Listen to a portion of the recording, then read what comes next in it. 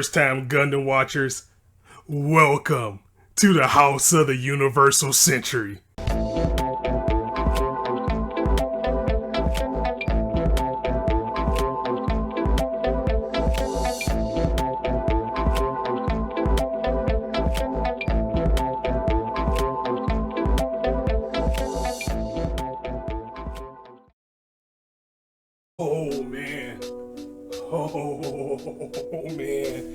Oh my god, people, this episode.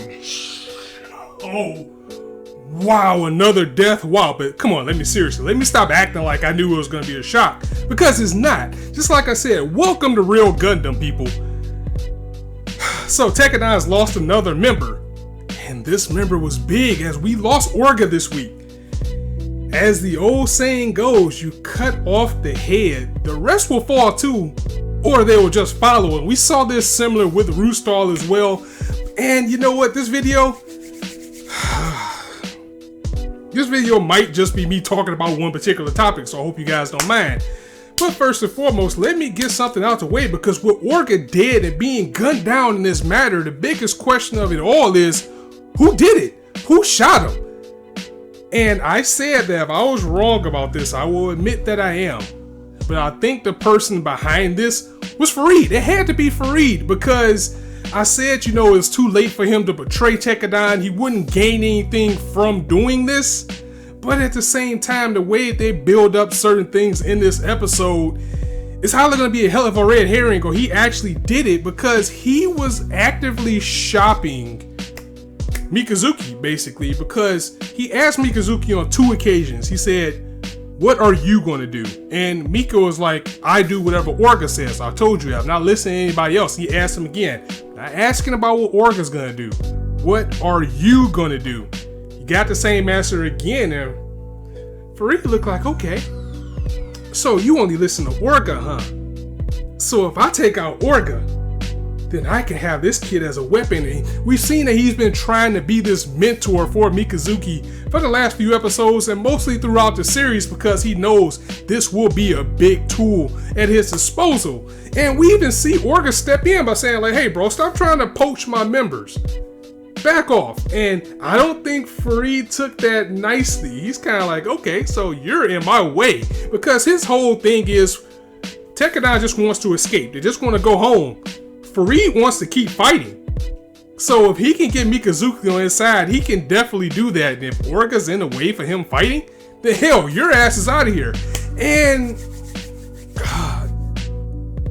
losing Orga is such a big blow to Tekkadan because they don't have a leader. They don't. I mean, yeah, Eugene is adept, but he's not Orga. Everybody follow Orga no matter what.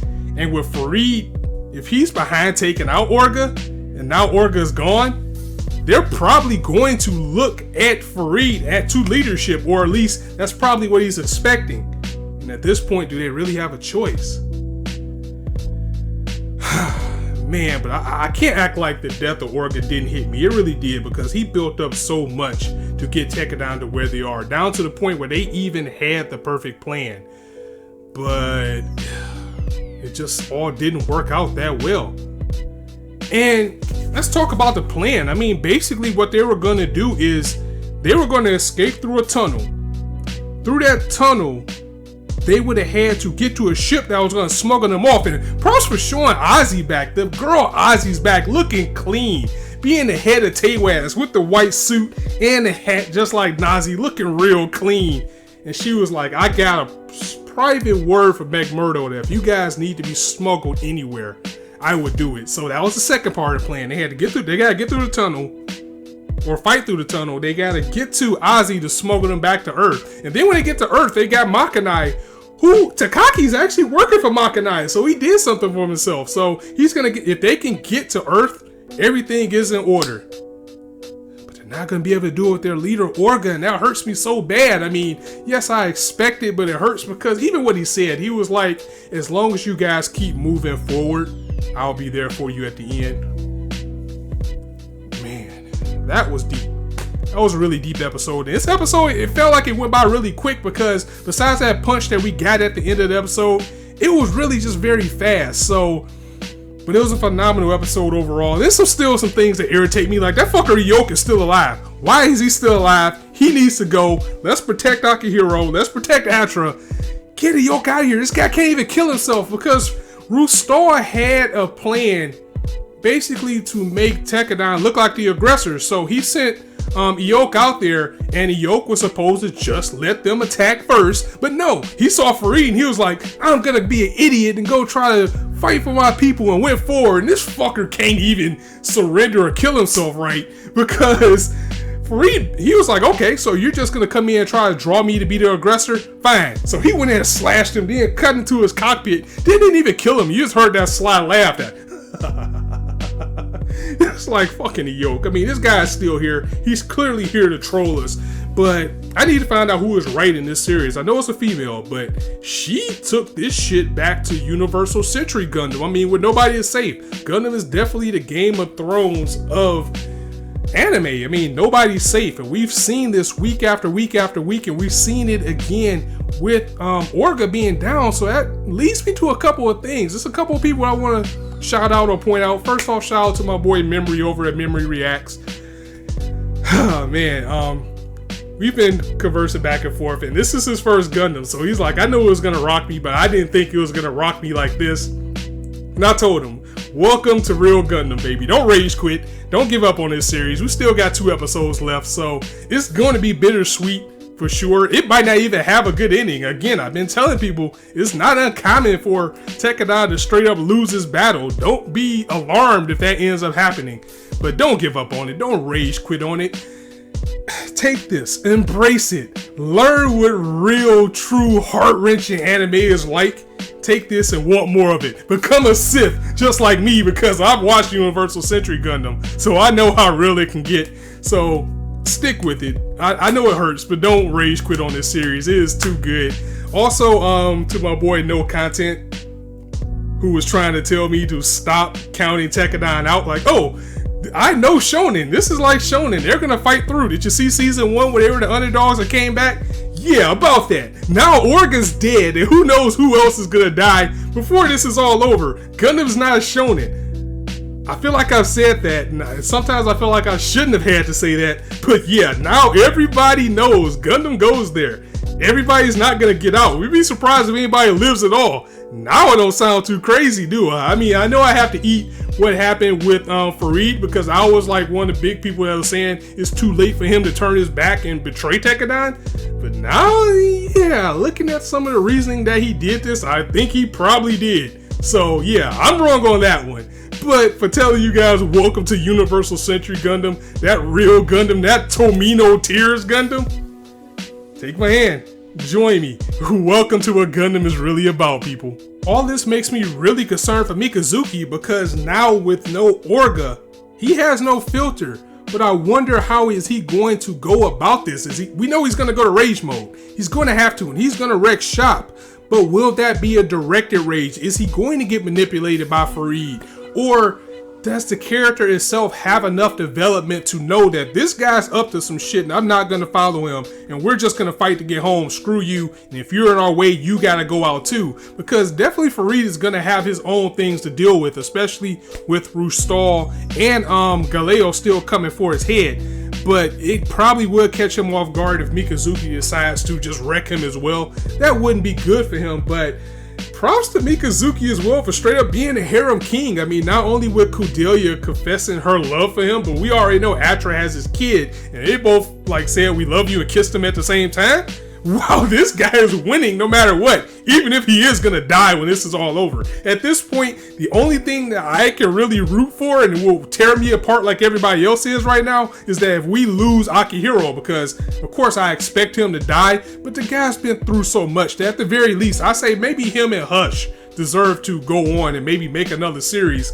And this also brings up something else. It's like the tone and everything that Gundam is going right now with Tekkadan basically being fusions. Even if they do get to Makanai, I have a feeling that they could end up being painted as the villains, similar to how the Titans started out in 0083 Stardust Memory. Like, they may still achieve their goal, but if Rustal is still around when this series is over, he's probably still going to actively be chasing after these guys. And what if by some twist of fate, they decide to go with Fareed and build a force with him, they would be seen as the villains, and then we can have a series of people who start off with good intentions who could go down the bad line, even like with a time skip, and we could have like Tekkadan maybe representing some type of evil force like the Titans were in 0083 to Zeta. I know that's a little bit far-fetched, but if they plan on building this as a new century, and I really hope they do, we gotta continue somehow. I would really like to see that. That would be a nice callback, especially with, Fareed having so many shades to Char, and we're seeing things like Ahab waves and mobile armors,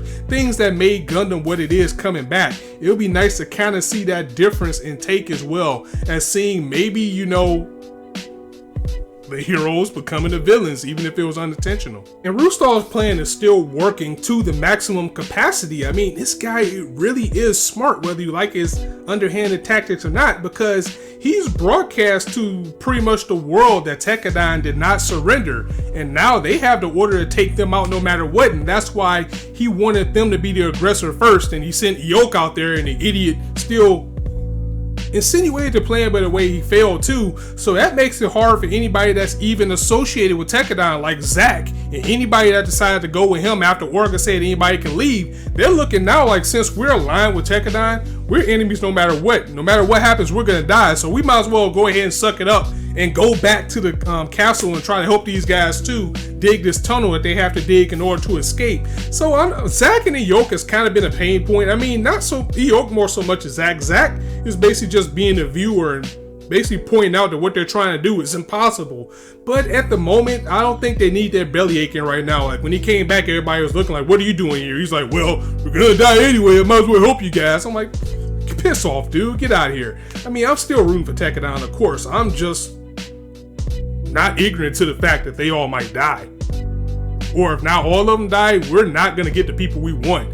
Like, I really want some plot armor for Akihiro right now. He needs to get out of here. But we'll just have to see what happens from there. Atra, for the most part, Atra should be safe because she is going to go out with Kudelia and stay with them. Again, Takaki, he's with Makanai down on Earth, so they just need to get to him. But it's going to be a big battle and a big wall in front of them that they have to go. And then with Fareed basically weaving his web to try to get people to his side and ultimately use Mikazuki as a weapon. If we do get a continuation series, that goes back to my theory. This guy could be your new Quattro Vagina, where so much time has passed, this guy disguised himself and no one would know who he is. I mean, he was looking kind of clean in that Tekkadan suit that he had on. He can definitely dye his hair or something, change his identity. You'll need more than a pair of sunglasses, I know that. But I can see the series going that route as well. I mean, there's a lot of possibilities for a Gundam in the future that I'm really excited for. I know I shouldn't be getting excited because nothing's been said, nothing's been confirmed, but there is a lot of room for this series to grow, whether it be OVAs, movies. There's still the Calamity World. We talk about this all the time. There's so much that they can do more with this series, and I want to see it keep going if we can. But I can't lie by saying this episode didn't punch me in the heart because everything was going so well for Tekkadan, even down to the point where they had a plan that seemed like it was going to be foolproof. All they had to do was get there.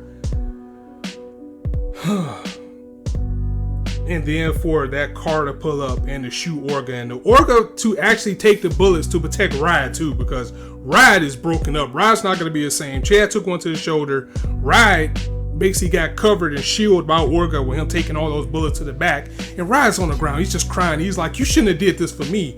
Orga gets up and he said, this is what I'm supposed to do. I'm the boss. I'm supposed to die for you guys. And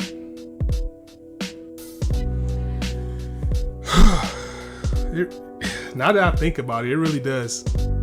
Man, it really does hurt.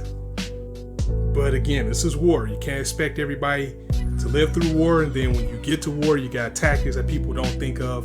Again, Tekkadan is going to be in a bad place without, I mean, yes, Orga was a leader, but he just didn't have that military mind, and this is kind of going to be their downfall unless they do side with Fareed. And the only way they have now to get out of this is escape. There's definitely going to be a battle. And one thing I can say about McGillis is that he finally stopped being coy about it. He straight up told Orga, well, since you guys are gonna run because I expect you guys to fight your way out of this. This is not like you guys at all. Orga was like, no, fuck that. We're not giving up our lives anymore. We need to get back. We need to get our focus back and just be about ourselves. McGillis is like, okay, well, I'll just use you guys as escape for my advantage. So while you guys are escaping, I'm going to divert them. You get away. This is going to pull Rustal out for me, and I can take out Rustal. So he is still spinning his own plan to the point where he was like, fuck you guys. I'll just do it on my own. But I'm going to use you to the most that I can before this is all out. And we see a battle coming next week. We're finally going to see that suit that was supposed to be for Orga. So I wonder who's going to pilot that. I'm thinking maybe Eugene. Eugene's probably going to be in that. Next week, we're also going to get Galeo versus McGillis. We're going to get Galeo versus McGillis, and that probably is going to be the final battle. We know Julieta is still out there. And Rustal, man, I cannot credit this man's tactics enough. Yes, they are underhanded. I'm not saying it like I absolutely love the character. As a matter of fact, I still love Farid as a character because he's the embodiment of Char Aznable in every sense of the word. Even though he has some slip-ups, he's still manipulating things so he will come out on top.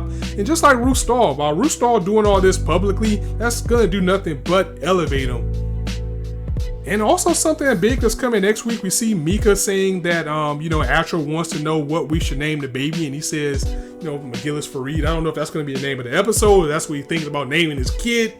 But that would be kind of messed up if he did. Because that guy's not on your side. He wants to use you for a weapon. He's going to use you until you die, which is still probably going to happen to Mikazuki. Let's be real about that, people. He's going out. Hell, if Camille didn't die, he got paralyzed. I expect the same thing for Mika. So we'll just have to see next week. Again, first time Gundams. Welcome to the real Gundam. Welcome to Universal Century. Welcome to the old Gundam. How they used to do it. I hope nobody quits the series. Please don't. Just because your main characters are dying. This is why we watch anime. We watch anime to break tropes. Usually like in shonen series, at the very least certain people are going to die. No, that's not the case here. And that's what makes it good. And it's not senseless deaths either. Everybody that dies is for some type of reason. Orga died for his people. He died protecting Riot. And overall, he died for somebody's twisted ambition to weaken Tekkadan, because he knows that whoever took him out, even though I'm saying it's McGillis, he knows that's their heart and soul. So now with him gone, who knows what's going to happen to Tekkadan. They're just going to be out there fighting, not exactly without a cause, but definitely without the person who sent them on this path to begin with. So guys, I'm going to go ahead and get up out of here. I got to absorb this one in a little bit. So definitely let me know what you thought of the episode in the comments below. Let me know what you think is coming ahead. Again, I've already said it. I think some people actually will make it to Earth, and the Makanai is just not going to be the people we think. It might be somebody like Old Man, maybe Zach, and the people who didn't want to are going to make it. But yeah, I see Eugene dying. I think Eugene's going to be out of there. Akihiro, I hope he makes it through, but yeah, he's probably gonna die too. Mikazuki's definitely dead, so I really don't know who's gonna make it out of Tekkadan, but it's more likely gonna be probably like Hush or something like that, and then he'll carry things on from there. I don't think Hush wants to lay low and live a regular life. I think he wants to be a soldier and get better, and if Mikazuki dies, then he's definitely going to want to do more. So yeah, definitely let me know what you guys think. As I always say, you guys can be anywhere on YouTube right now, but you chose to listen to me. I really appreciate that. So thanks for stopping by. I even messed that up. That's how this episode got to my head. So on that note, I will see you guys later. It's your boy Scott signing out. See you soon.